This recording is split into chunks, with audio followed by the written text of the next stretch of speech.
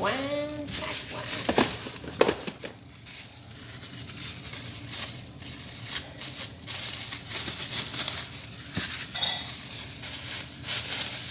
Dahil sa may bisita, pag weekend, ganito talaga dito. So, hiwa ko ng pakwan. Tingnan ko kung masarap.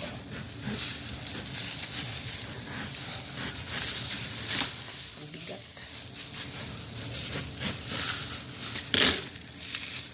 So, ito siya guys. Pink na pink. Tikman ko kung matamis.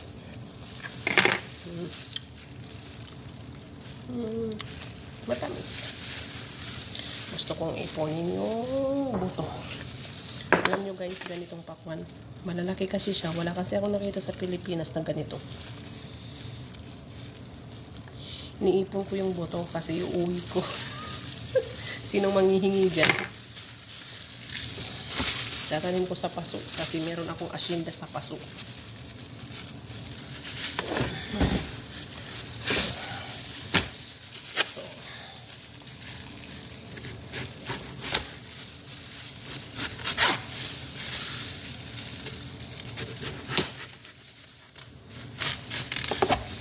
Wow.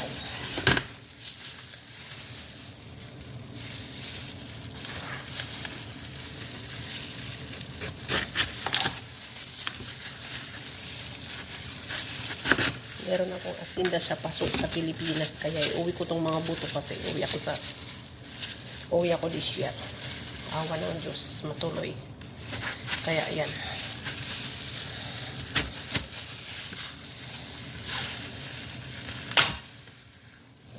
Tapos ilalagay ko siya sa pinggan.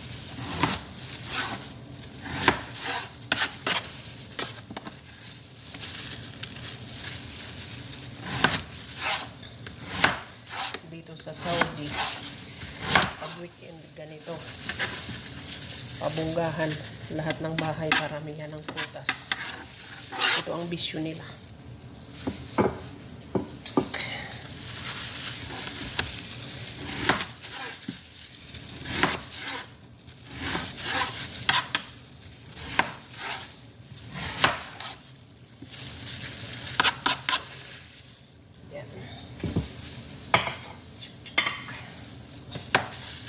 Yung ganito, tinatabi ko na. Minsan ginagawa kong fertilizer sa mga tanim kong kamatis.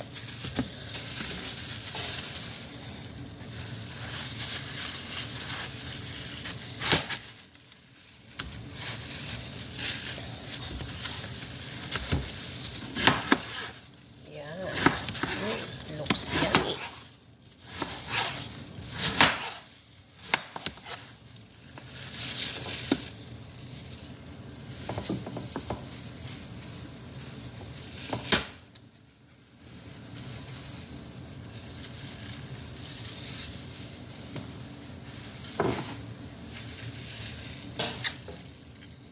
Ito na siya. Ilalagay, babalutan ko lang siya para hindi siya langawin. Isa-serve ko na. Look. Gawa ko ng warag-anab. Sa aking for today's video, gawa ko ng warag-anab. Warag-anab ang tawag dito sa Arabic. Ito siya. Kamatis, sibuyas, parsley, coriander, pinaghiwa-hiwa siya ng pino. Ito siya guys. Itatabi ko muna siya dyan. At ako'y maggagawa ng lemon juice. Ito ang aking lemon. Marami siya guys. Yan. Gawin ko siyang lemon juice para sa aking anab. Ang specialty nila yan, yung mga Arabo, pagkakain sila, ay pag may mga bisita sila, yan yung pinaka-specialty nila. Guys. Okay. Pag may bisita sila, ito ang isi-serve. Ito, matrabaho siya. Pag hindi mo kabisado lutuin. Na ano kasi ito, mabusisip. Yung parang suman ba sa Pilipinas.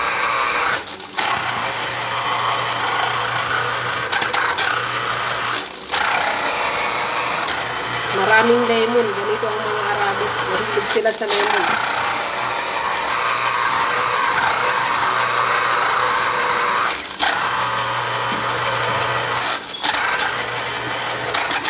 Jat, mama? Lisa? Ana. Ana sa video bilhala. Ana tkallam bilhala.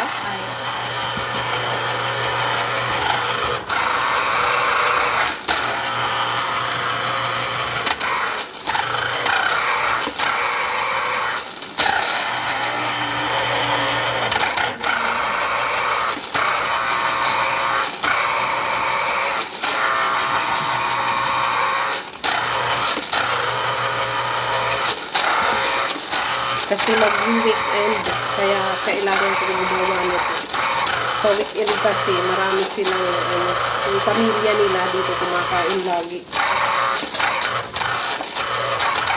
Masaya sila kapag may ganito. See? Ganon siya, guys. Ito.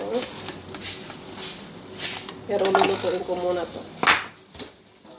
Ito ang aking Egyptian rice. Ihahalo ko siya dito. Teka, dyan ka muna. Ihahalo ko siya dito.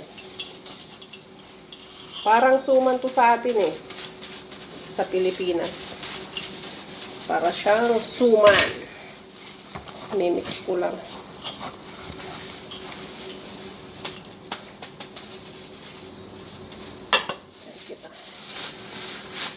So, yan muna. Mamaya, gagawin ko ang aking lemon.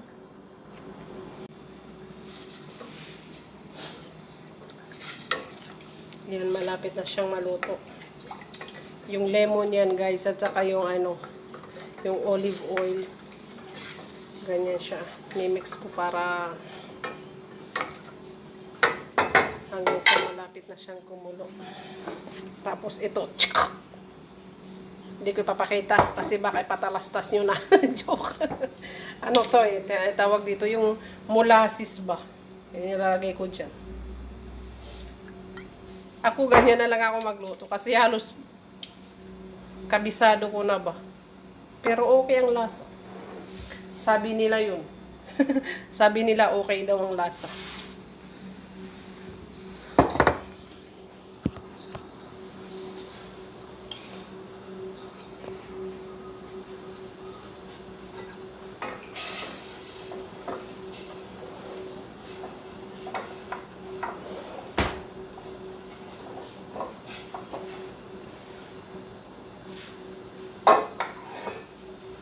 So, ito siya.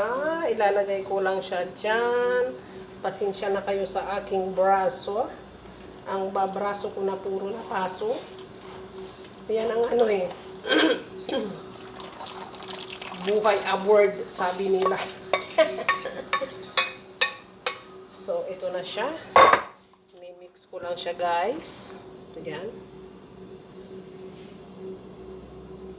Hinahalo ko siya. Tapos ako ng dahon ng ubas.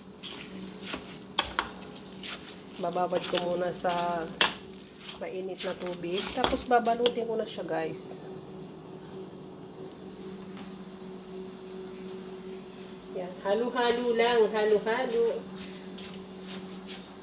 Bababad ko muna siya dyan kahit mga 30 minutes lang. Para maglasa yung yung lemon. Yan, ganyan siya, guys. Parang suman ba?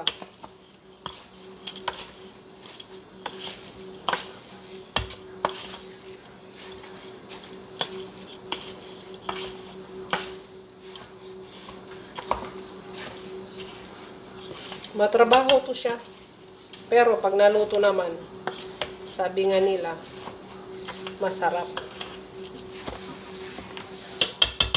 Yung iba naglalagay dito ng Arabic spices, pero ako Plain lang. Para organic ang dating niya. Masarap siya.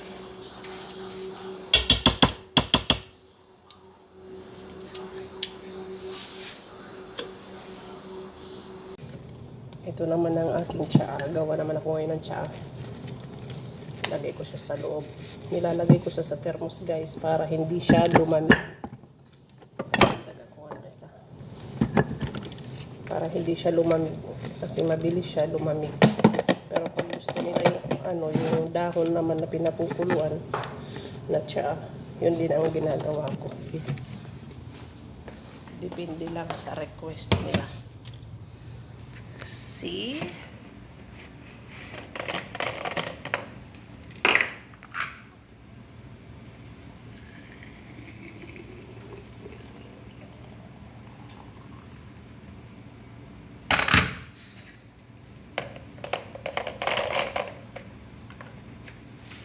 Ready na siya.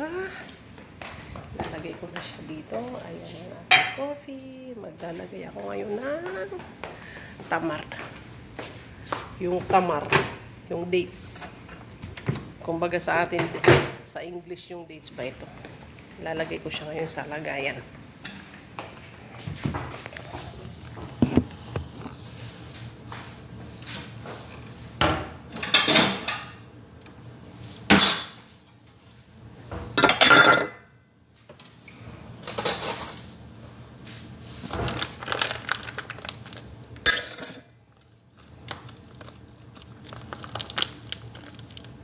Dito kinakain nila to kasama lang pag yung iinom sila ng coffee. Ito yung pinaka nila sweet. Prutas to, guys, yung dates ba. Pero talagang matamis talaga siya. Ay, sorry. Matamis talaga siya.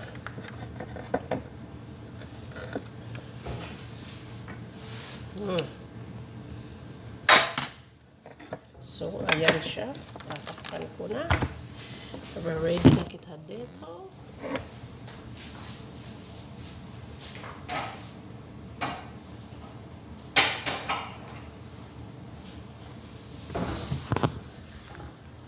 Ayan na. Maghihiwa naman ako ngayon ng fruits. Yan. Ready na siya.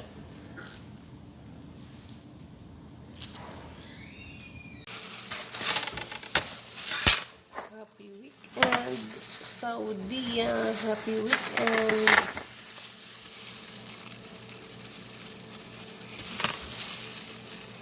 Magbabanat ako ng papaya kasi may mga bisita.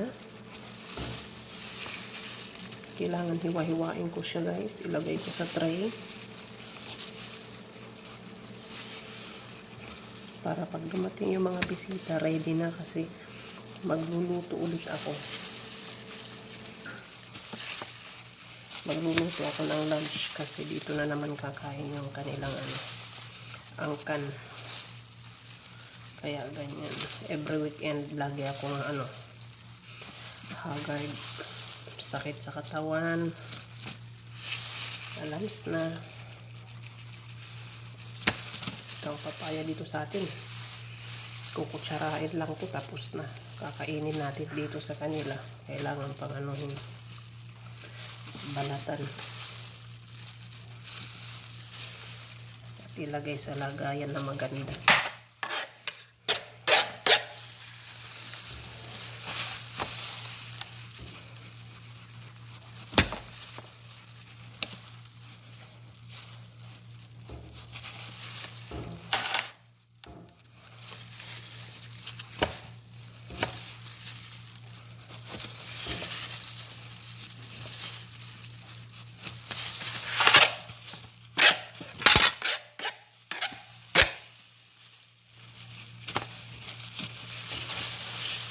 Hindi yan sila magbabalat. Dapat binabalatan ko talaga. Kakain na lang sila.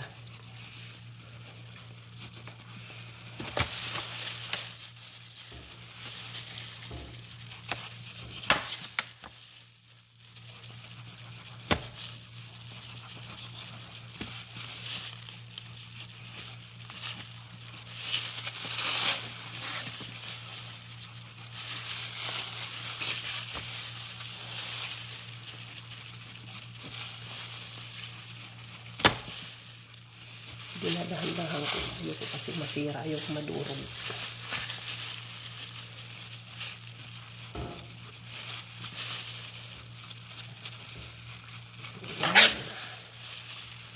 Nakakapangalay sa kamay. Nakakapangalay sa kamay.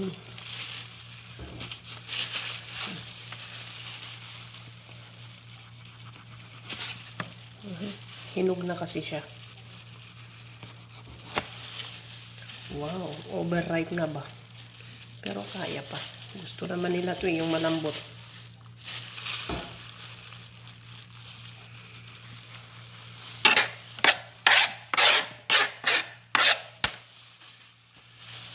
See, ikakat ko na siya.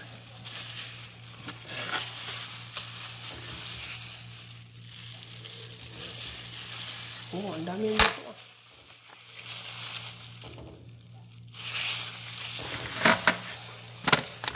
Mahilig ako guys magtanim-tanim. Kaya ilalagay ko sa garden. Tingnan ko kung tutubo.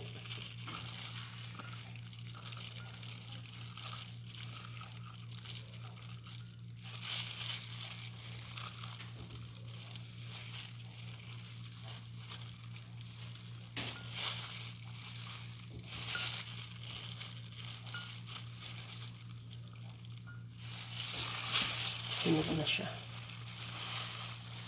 Ang daming buto. Siguro kung nasa probinsya lang ako nakatira, ang dami kong tanim sa garden. Kala mo may gagarden.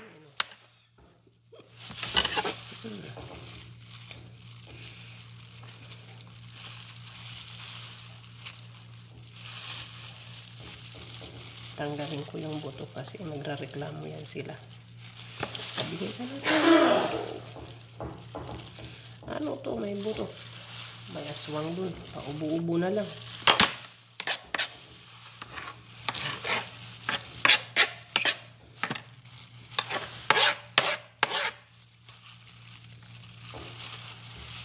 Paubo-ubo na lang.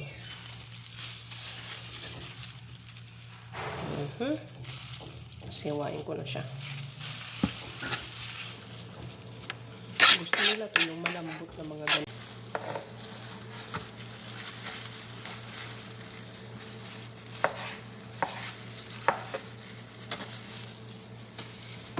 Ayos ko siya dito ng maayos. Para sa aking mga bisita. Mga bisita.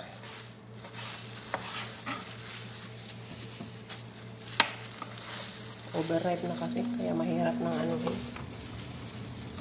mahirap ng hawakan ba. Very sensitive na siya hawakan. Malambot.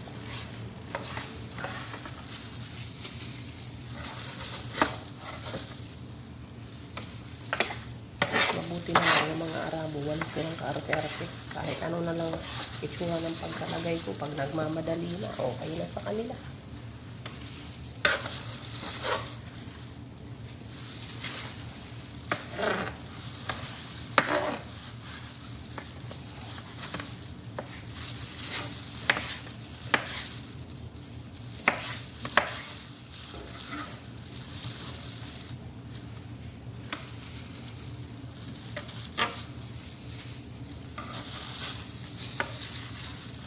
Ito i-shake ko kasi overripe na eh. Masarap din shake. Shake your body, shake your body.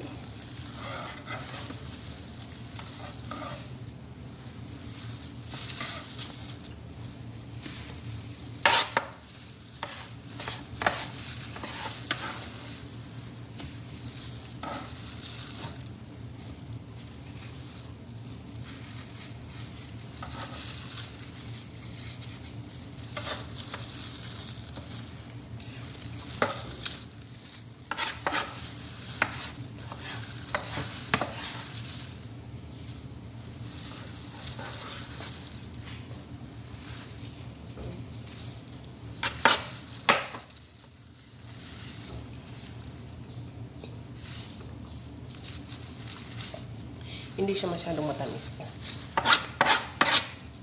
Ito naman ngayon sa water. Water, ano ba tawag dito? Ay, melon lang pala to. Hindi siya watermelon, melon lang.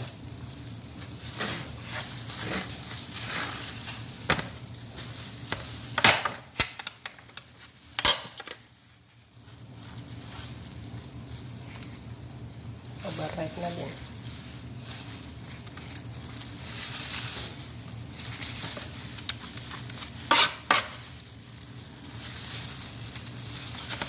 Ayaw nila nang tinatanggal yung balat.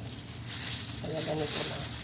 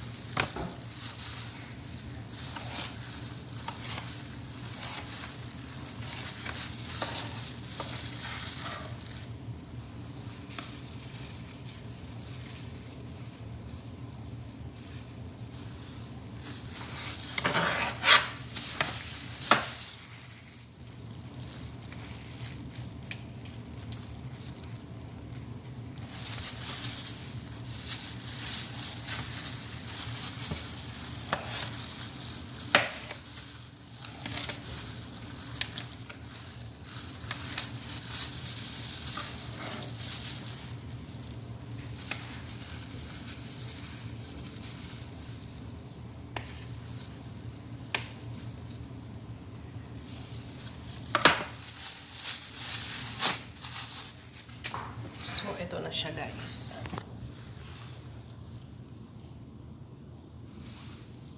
Isa-serve ko na.